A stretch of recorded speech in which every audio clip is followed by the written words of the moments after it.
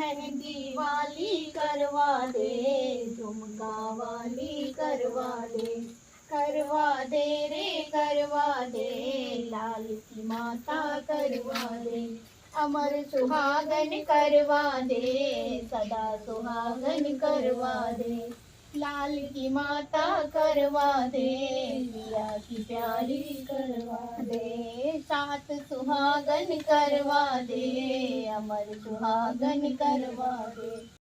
करवा चौथ की व्रत कथा इस प्रकार से है। एक ब्राह्मण परिवार में 7 बहुएं थी। 6 बहुओं के मायके वाले बहुत ही अमीर थे। इस कारण ससुराल में उनका बड़ा मान था, परंतु छोटी के मायके में कोई नहीं था।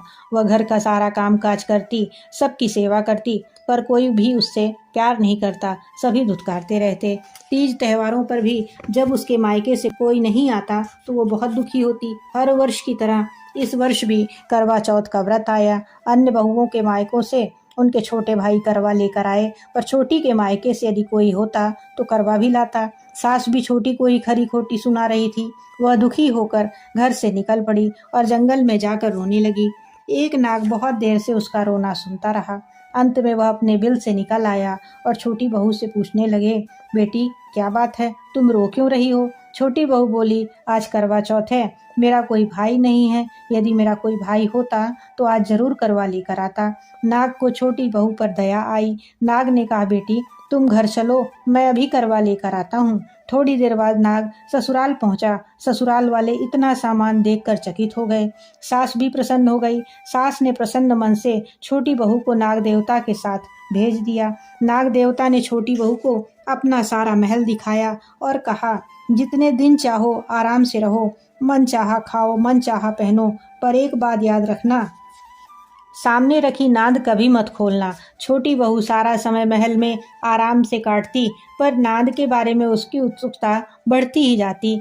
एक दिन जब वह घर में कोई नहीं था, उसने नांद को उठाकर देखा तो हजारों छोटे छोटे सांप के बच्चे इधर उधर रेंगने लगे। उसने जल्दी ही नांद ढक दी।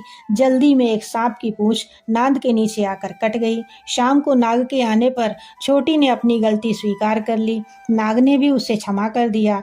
जब छोटी ने ससुराल जाने की इच्छा की तो उसे धन रत्न आदि देकर विदा किया। छोटी ससुराल में अब बड़ी इज्जत के साथ रहने लगी। जिस सांप की पूंछ कटी थी उसे सभी बंडा कहकर तंग किया करते थे।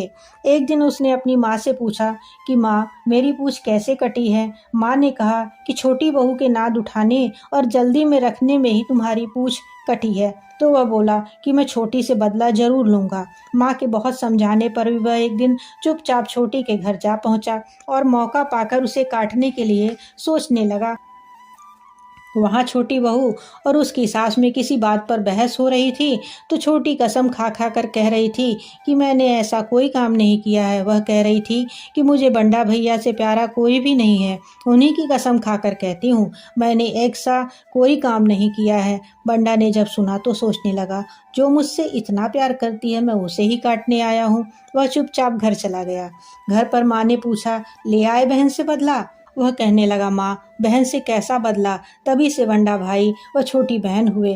भाई प्रतिवर्ष चौथ के दिन करवा लेकर जाता, वही बहन बड़े प्यार से करवा चौथ का व्रत करती और भाई के लिए अनेकों दुआएं मांगती कि हर बहन को इस तरह का भाई अवश्य मिले।